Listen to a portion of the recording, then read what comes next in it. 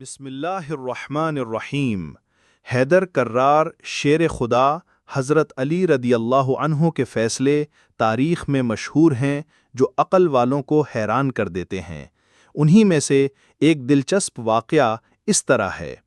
एक मर्तबा दो अफराद सफ़र पर थे। एक के पास 3 रोटियां थीं और दूसरे के पास 5।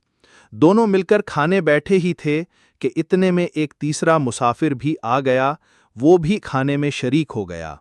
खाने से फरागत हुई तो उसने 8 दिरहम अपने हिस्सा की रोटियों के बक़दर दिए और आगे बढ़ गया। जिस शख्स की 5 रोटियां थीं उसने सीधा हिसाब ये किया कि अपनी 5 रोटियों के बक़दर 5 दिरहम लिए और दूसरे को 3 रोटियों के बक़दर 3 दिरहम देने चाहे, मगर वो इस पर राज़ी न हुआ और आधे दिरहमों का मुतालबा किया। ये मामला हज़रत अली रदी अल्लाह अन्हु की खिदमत में पेश हुआ।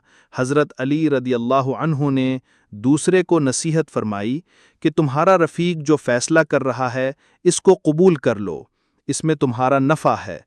लेकिन उसने कहा, हक़ के साथ जो फ़ैसला हो मुझे मंजूर होगा। हज़रत अली रदी अल्लाह अन्हु ने फरमाया, हक़ तो ये है कि तुमको सिर्फ़ 1 दिरहम और तुम्हारे साथी को 7 दिरहम मिलने चाहिए।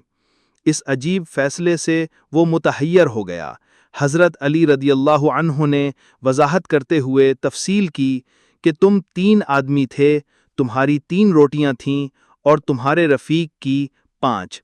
तुम दोनों ने बराबर खाईं और एक तीसरे को भी बराबर का हिस्सा दिया। तुम्हारी 3 रोटियों के हिस्से 3 जगह किए जाएं तो 9 टुकड़े होते हैं। तुम अपने 9 टुकड़ों को और उसके 15 टुकड़ों को जमा करो तो 24 टुकड़े होते हैं। तीनों में से हर एक ने बराबर टुकड़े खाए तो फी कस 8 टुकड़े होते हैं।